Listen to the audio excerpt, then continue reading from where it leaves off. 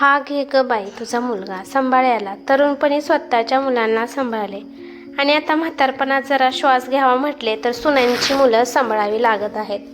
स्वाती जसे किचनमधून काम आवरून बाहेर आली तशी तिच्या सासूने स्वातीच्या 3 महिन्याच्या मुलाला शिवला तिच्याकडे देत म्हटलं, सकाळचा सगळ्यांचा नाश्ता आणि नवऱ्याचा टिफिन बनवून झाल्यानंतर ते दुपारच्या स्वयंपाकाला लागले. शिव झोपला होता तेव्हा स्वातीने स्वयंपाक बनवला आणि आपल्या सासू सासऱ्यांना गरम जेवण आवडतं म्हणून तिने दोघांना जेवण वाढलं. ती दोघे जेवण करून उठता शिव झोपेतून उठला. स्वातीने किचन आवरले आणि स्वतःला जेवण वाढून घेतले.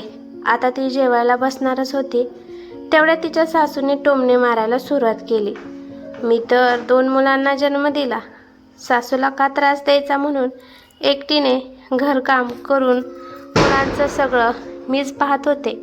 हिला एक मुलगा धड नीट सांभाळता येत नाही. हे ऐकता स्वातीने एका हातात जेवणाचे ताट घेतले आणि दुसऱ्या हातात शिवला घेऊन ते आपल्या खोलीत गेली. शिवला भूक लागली होत्याने त्याला दूध पाजत स्वातीने जेवून घेतले. त्यानंतर तिने शिवला मालिश करून आंघोळ घातली. त्यानंतर तो झोपला. स्वाती घरातील सगळी कामं एकटीने करायची त्यामुळे ती थकायची. रात्री शिव कधीही झोपेतून उठायचा त्यामुळे तिची झोप पूर्ण होत नव्हती. म्हणून तिने विचार केला थोडा वेळ आराम करावा म्हणून ती बेडवर झोपली, पण तिला काही झोप येईना. काल रात्री तिने नवऱ्याचे बोलणे चोरून ऐकले होते. तो रात्री 1:30 वाजता रिया नावाच्या मुलीशी हळू आवाजात बोलत होता. ती बाई कोण असेल या विचाराने ती अस्वस्थ होती. तिला आज काही करून त्या मुलीबद्दल माहिती करून घ्यायचे होते. एकीकडे घरात सासू त्रास देत होती आणि दुसरीकडे नवरा असा वागत होता. तितक्यात तिच्या सासूने तिला आवाज दिला, स्वाती, अगं टेरेसवर वाळत घातलेले कपडे घेऊन ये. धोबी येतच असेल बघ कपडे इस्त्री करण्यासाठी घेऊन जायला, आणि स्वयंपाकाची भांडीसुद्धा रिकामी करून ठेव.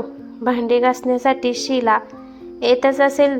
थकलेली स्वाती उठली आणि तिने टेरेसवरचे सुकलेले कपडे आणले. इस्त्री करण्यासाठीचे कपडे बाजूला काढून ठेवले आणि बाकीचे दररोज घालण्याचे कपडे रोजच्या जागी घडी घालून ठेवले. कपड्यांच्या घड्या घालून ती किचनमध्ये गेली आणि स्वयंपाक बनवलेली भांडी रिकामी केली. त्यानंतर ती रात्रीच्या जेवणाची तयारी करू लागली. त्यासाठी तिने फ्रीज उघडला तर भाज्यासुद्धा निवडायच्या तशाच होत्या. फ्रीजमधून तिने भाज्या बाहेर काढून ठेवल्या. ती अजून किचनमध्ये आहे म्हटल्यावर तिच्या सासूने सांगितलं, स्वाती, चहाची वेळ झाली आहे, चहा बनव. आणि आज तुझ्या सासऱ्यांना चहाबरोबर भजी खाण्याची इच्छा झाली आहे त्यामुळे भजी बनव. स्वातीची सासू बसून ऑर्डर सोडत होती. स्वाती भजी बनवण्याच्या तयारीला लागली आणि त्यानंतर चहा आणि भजी आपल्या सासू सासऱ्यांच्या हातात नेऊन दिले. संध्याकाळी नवराही ऑफिसवरून आला. त्याने तिच्याकडे पाहिले आणि म्हणाला, कधीही बघावे तेव्हा हिचे तोंड असेच असते. कधी हसून स्वागत केले नाही हिने नवऱ्याचे. काय पाहून आईबाबांनी ही ब्याद माझ्या गळ्यात बांधली कोणास ठाऊक. स्वाती काही बोलली नाही आणि तो त्याच्या खोलीत गेला. त्याने बॅग बेडवर टाकल्याने तसाच मोबाईल चालू लागला. स्वातीने त्याला चहा आणून दिला आणि त्याच्यासमोर हाताची घडी घालून त्याच्याकडे बघत उभी राहिली. तो मोबाईल चाळता चाळता म्हणाला, अशी का बघत आहेस? आज घरात काही कामे नाहीत का तुला? स्वाती म्हणाली, ही रिया कोण आहे? तो म्हणाला, अच्छा, तर आता तू माझ्यावर संशय घेत आहेस. ठीक आहे, तुला जाणून घ्यायचे आहे का रिया कोण आहे ते? मग ऐक. रिया रूपाने अतिशय सुंदर आणि हुशार मुलगी आहे. स्वाती म्हणाली, ते असू देत, पण तिचा तुमच्याशी काय संबंध आहे? माझे प्रेम आहे तिच्यावर. सुमित असे बोलल्यावर तिला त्याचे काहीच वाटले नाही, कारण प्रेम असल्याशिवाय तो रात्री अपरात्री एका परक्या स्त्रीशी हळू आवाजात बोलणार नाही हे तिला ठाऊक होते. यावर स्वाती म्हणाली, मग माझे आणि शिवचे काय? तुम्हा दोघांना काय कमी पडले आहे आता? एवढे मोठे घर, 3 वेळचे पोट भरून जेवण, कपडे, दागिने सगळे काही आहे आणि तुला तर घरात बसून सगळे फुकट मिळते. त्यामुळे तू माझे आभार मानले पाहिजेस असे बोलून त्याने तिच्या हातात चहाचा रिकामा कप ठेवला. ती काहीच बोलली नाही. ती पुन्हा किचनमध्ये आली. तिने स्वतःसाठी चहा घेतला आणि ती पुन्हा आपल्या खोलीत गेली. सुमित त्याचे आवरून बाहेर काही काम आहे सांगून गेला होता, पण त्याचे यावेळी काय काम असेल हे आता स्वातीला चांगले ठाऊक होते. तिने चहा घेतला आणि कप टेबलवर ठेवत तिचे लक्ष आरशाकडे गेले. तिने आपला चेहरा आरशात पाहिला आणि ती स्वतःला निहाळू लागली. झोप पूर्ण न झाल्यामुळे तिच्या डोळ्याखाली काळी वर्तुळे पडली होती. नेहमी प्रसन्न आणि आनंदी असणारा चेहरा आज तिला उदास दिसत होता. कित्येक दिवस तिने स्वतःचे केस सुद्धा विंचरले नव्हते. जेव्हापासून शिवचा जन्म झाला तेव्हापासून तिला त्याचं सगळं बघून घरातील कामे करावी लागायची. सासरी ती एक मशीन बनून राहिली होती, जिला दिवस रात्र फक्त घरची कामं करायची होती. सासरच्यांना सुनेकडून फक्त घरच्याचा वंश वाढवण्यासाठी नातू हवा होता, पण त्याला सांभाळण्याची सगळी जबाबदारी स्वातीची होती. नवऱ्याने तर त्याची जबाबदारी झटकून टाकलीच होती. त्याला ना स्वातीची काळजी होती ना शिवची. पण आता स्वातीने स्वतःला बदलण्याचा आणि नवऱ्याला त्याच्याच भाषेत उत्तर द्यायचे ठरवले. तिने स्वतःला बदलायचं ठरवलं. स्वातीने एक निर्णय घेतला की शिव झोपेतून उठायच्या आधीच नाश्ता आणि दुपारचे जेवण बनवून ठेवायचं आणि ती त्याप्रमाणे वागू लागली. आपल्या सासू आणि सासऱ्यांना नाश्ता देण्याआधी ती स्वतः नाश्ता करू लागली. सासूबाई तिच्यावर लक्ष ठेवून होत्या. एकदा ती नाश्ता करत असताना सासू म्हणाली, स्वाती, तू आम्हाला नाश्ता द्यायचा सोडून स्वतः काय खात बसलीस? पटकन उठ आणि आमचा नाश्ता घेऊन ये. स्वातीने ऐकून न ऐकल्यासारखं केलं आणि ती तशीच नाश्ता करू लागली. म्हणून तिच्या सासूला राग आला. यावर ती म्हणाली, तुम्ही तुमचं जेवण आणि नाश्ता आरामात करता आणि मला शिव उठला की त्याला घेऊन गडबडीत नाश्ता जेवण करावं लागतं. मी काय काम करत असताना तुम्ही त्याला घेऊन बसता आणि मी जेवाय बसले की त्याला माझ्याजवळ देता. असं का? तो झोपला आहे म्हणून मी नाश्ता करत आहे. माझं झालं की मी तुमच्या खोलीत दोघांचा नाश्ता घेऊन येते. सासरे हे सगळं ऐकत होते. ते सासूला म्हणाले, स्वातीचे झाल्यावर ती आपल्याला नाश्ता देईल. स्वाती उठली आणि तिने सासू सासऱ्याला नाश्ता दिला, पण सासू रागात होती. हे पाहून सासरे म्हणाले, आता दिलं आहे ते खा, उगाच लहान गोष्टीचं भांडवल करू नको. सासऱ्याला स्वातीच्या बोलण्यात आत्मविश्वास जाणवला होता. स्वातीने शीलाकडून पूर्ण घराची स्वच्छता करून घेतली आणि ती विश्रांतीसाठी आपल्या खोलीत गेली. थोड्या वेळाने सासूने स्वातीला आवाज दिला, आज दुपारच्या जेवणाला सुट्टी दिली आहे का ग स्वाती, की हॉटेलमधून मागवणार आहेस? स्वाती शांतपणे म्हणाली, आई, मी सकाळीच नाश्ता बनवताना दुपारचं जेवण बनवलं आहे. तुम्ही केव्हा जेवणार आहात तेव्हा मला सांगा, मी जेवण गरम करून वाढते. सासू म्हणाली, तुला घरी काय काम असतं ग, म्हणून तू सकाळी बनवलेले जेवण गरम करून देत आहेस? दुपारी जेवण बनवून द्यायला तुला काय त्रास होतोय? स्वाती म्हणाली, बरोबर बोलत आहात आई, मला तर काहीच काम नसतात. मी अशीच थकून जाते. मला तुमच्यासारखी कामं नसतात. पण रात्री शिव झोपेतून रडत उठतो आणि खूप वेळ जागा राहतो, त्यामुळे माझी झोप अपूर्ण राहते. हे बघा आई, तुम्ही मला आळशी म्हणा किंवा कामचुकार, पण मला दिवसा थोडी तरी विश्रांती घ्यायचीच आहे. म्हणून मी सकाळीच दुपारचं जेवण बनवणार.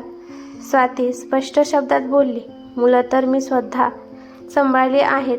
ह्यावर स्वाती म्हणाली, हो आई, प्रत्येक माणूस तुमच्यासारखा असेल असं नाही ना. तुम्ही महान होतात, पण मी नाही. आई, मी माझ्या कर्तव्यात कुठेही चुकणार नाही. तुम्हाला मी घरातील कोणत्याही कामाला हात लावू देणार नाही. सगळं मी बघेन. पण माझी एवढीच इच्छा आहे की मी कामात असताना तुम्ही शिवला घ्यावं, त्याची दुधाची बाटली घेऊन त्याला दूध द्यावं, त्याला आजीच्या नात्याने जेवढं होईल तेवढं करावं. नंतर मी आहेच की. पण तुम्ही तसं न करता तो रडत असेल तरी स्वतः त्याला काय हवं नको बघत नाही आणि उलट मला सांगता पटपट काम आवरायला शिक. असं कसं चालेल आई? तुम्ही बोलता की घरात सगळ्या कामाला बाई आहे, पण स्वयंपाक व्यतिरिक्त तुम्ही दुसरी कामं सांगताच ना. आणि मी ती काम करायला कधीच नाही म्हणत नाही, पण ही काम करत असताना माझं स्वतःकडे दुर्लक्ष होत चाललं आहे. आई, माझं जेवढं स्वतःवर प्रेम आहे तेवढेच माझे प्रेम तुमच्यावर आहे आणि या कुटुंबावर आहे, शिववर आहे. स्वाती आत्मविश्वासाने बोलत होती. तिने तिच्या सासूला यापुढे बोलायला जागा शिल्लक ठेवली नाही आणि सासूला स्वतःच्या चुका लक्षात आल्या आणि ती म्हणाली, स्वाती, मला माफ कर. खरंच मी सून होते तेव्हा माझी सासूसुद्धा मी आता ज्याप्रमाणे वागत आहे तशीच वागायची आणि त्यामुळे मी त्याचं अनुकरण करत गेले. खरंच मला माफ कर बाळा. आजपासून मी शिवकडे जबाबदारीने लक्ष देईल. तू सुद्धा आधी स्वतःला वेळ दे. आपल्या सासूला तिची चूक कळली हे पाहून स्वातीला खूप आनंद झाला. आता तिला नवऱ्याला सरळ करायचे होते. शिवला सासू व्यवस्थित सांभाळत होती म्हणून तिने नोकरी करण्याचा निर्णय घेतला. आता ती सुमीशी जेवढ्यास तेवढे बोलत होती. स्वाती आता ऑफिसच्या कामात व्यस्त राहायची, त्यामुळे मुद्दाम तिने सुमितकडे दुर्लक्ष करण्यास सुरुवात केली. एकदा ऑफिसवरून घरी यायला तिला उशीर झाला आणि सुमित तिच्या आधीच घरी येऊन बसला होता आणि अजून स्वाती घरी आली नाही म्हणून त्याला खूप रागात होता. घरी यायला उशीर झाल्यामुळे तिच्याच ऑफिसमध्ये काम करणाऱ्या अर्जुनने तिला कारमधून घरी सोडले आणि सुमितने स्वातीला कारमधून उतरताना आणि अर्जुनला बाय करताना पाहिले आणि त्याच्या रागाचा पारा चढला. ती घरात आल्यावर त्याने तिला विचारले, रात्रीच्या वेळी परक्या पुरुषाबरोबर गाडीत येणे तुला शोभते का? सासू सासरे समोर उभे राहून बघत होते. सासू म्हणाली, स्वाती, तुला उशीर होणार होता तर सुमितला फोन करायचा ना बाळा, तो आला असता तुला घ्यायला. स्वाती म्हणाली, आई, त्यासाठी रियाने याला सोडले तरी पाहिजे ना. आई गोंधळली आणि म्हणाली, कोण आहे ही रिया? स्वाती म्हणाली, विचारा तुमच्या सुपुत्राला. आई बाबासमोर स्वातीने सुमितचे बिंग फोडले म्हटल्यावर सुमित घाबरला आणि म्हणाला, तुझे पाप लपविण्यासाठी माझ्यावर खोटे आरोप करू नकोस. आधी सांग कोणाच्या गाडीतून आलीस? ती म्हणाली, आज मला यायला उशीर झाला. मी बसची वाट पाहत थांबले होते आणि त्यामुळे मी नको म्हणत असताना अर्जुनने मला घरी सोडले. तो मला भावासारखा आहे. आता तूही सांग, तू का खोटे बोलतोय? अरे बरोबरच आहे म्हणा, खरं बोलण्यासाठी हिंमत लागते जी तुझ्यात नाही. असे बोलल्यावर त्याने लगेच आपल्या आईबाबांना रियावर प्रेम असल्याचे सांगितले आणि लवकरच तिच्याशी लग्न करणार हेही सांगितले. आईबाबा म्हणाले, तुला मुलगा म्हणायची लाज वाटते? सोन्यासारखी बायको मुलगा असताना याला भलते सुचत आहे. स्वाती म्हणाली, बाबा थांबा, मला बळजबरीने सुमितशी संसार करायचा नाही. तो म्हणत असेल तर त्याला घटस्फोट देण्याची माझी तयारी आहे. सुमित म्हणाला, हो बरोबर आहे, म्हणजे तू कुणाबरोबरही गाडीतून फिरायला मोकळी. तुला का राग येतोय? मी गाडीतून आले त्याचा, आणि अर्जुन मला भावासारखा आहे हे मी आधीच सांगितले आहे. अगं मला का राग येतोय म्हणजे? तू माझी बायको आहेस. अरे वा, हे बरे आहे तुझे. तू नवरा आहेस म्हणून तू काहीही करायला मोकळा आणि मी तुझी बायको आहे, मग मला का मोकळीक नको? सगळी बंधने मलाच का? का तर मी एक स्त्री आहे म्हणून? आणि मोकळीक याचा अर्थ माझा तुझ्यासारखे वागण्याचा हेतू नाही. सुमित, हे बघ, ज्या मुलीवर तू प्रेम करतो ती तुला फसवत आहे. त्या दिवशी मी रियाचा फोटो तुझ्या मोबाईलमध्ये पाहिला आणि आज तोच फोटो अर्जुनच्या मोबाईलच्या बॅक कव्हरवर पाहिला. गाडी चालवत असताना त्याला एक कॉल आला आणि त्याने मोबाईल कानाला लावला असता मला तिचा फोटो दिसला. मी अर्जुनला विचारले, कोण आहे ही मुलगी? तर म्हणाला, माझी प्रियसी आहे आणि पुढच्या महिन्यात आम्ही लग्न करणार आहोत असेही सांगितले आहे. सुमित खाली बसला आणि त्याने डोक्याला हात लावला आणि म्हणाला, कालच तिने माझ्याकडून आईचे ऑपरेशन आहे असे सांगून 2 लाखाचा चेक घेतला. दुसऱ्या दिवशी ऑफिसला जाताना स्वातीने रियाला अर्जुनबरोबर एका रेस्टॉरंटमध्ये जाताना पाहिले आणि लगेच सुमितला फोन करून रियाबद्दल सांगितले आणि सुमित लगेच स्वातीने सांगितलेल्या पत्त्यावर पोहोचला. त्याने रियाला अर्जुनसोबत हातात हात घालून बोलताना पाहिले आणि तिने जाऊन अर्जुनसमोर तिच्या कानशिलात लगावली आणि म्हणाला, बरे झाले स्वातीने वेळेतच माझे डोळे उघडले, नाहीतर तुझ्यासारख्या मुलीसाठी देवी समान बायकोला सोडायला निघालो होतो. सुमितचे बोलणे ऐकून अर्जुन जागेवरून उठला आणि म्हणाला, रिया कोण आहेत हे आणि तुझ्याशी असे का बोलत आहेत? रियाने मान खाली घातली. तेवढ्यात तिथे स्वाती आली आणि म्हणाली, अर्जुन हे माझे मिस्टर आहेत आणि ह्या रियाने त्यांना प्रेमाच्या जाळ्यात ओढून फसवले आहे. हे ऐकून अर्जुन म्हणाला, रिया तुझ्यासारख्या मुली कधीच कोणाच्या होऊ शकत नाही. असे बोलून तो निघून गेला. रिया त्याच्या मागे पळत गेली आणि इकडे सुमितने स्वातीची हात जोडून माफी मागितली आणि पुन्हा आयुष्यात तो असे कधी वागणार नाही असे वचन दिले आणि ते दोघे पुन्हा एकत्र आले. तर मित्रांनो, कशी वाटली तुम्हाला ही कथा मला कमेंट करून नक्की सांगा आणि कथा आवडली असेल तर लाईक शेअर नक्की करा आणि या चॅनलला सबस्क्राईब करायचं अजिबात विसरू नका. धन्यवाद.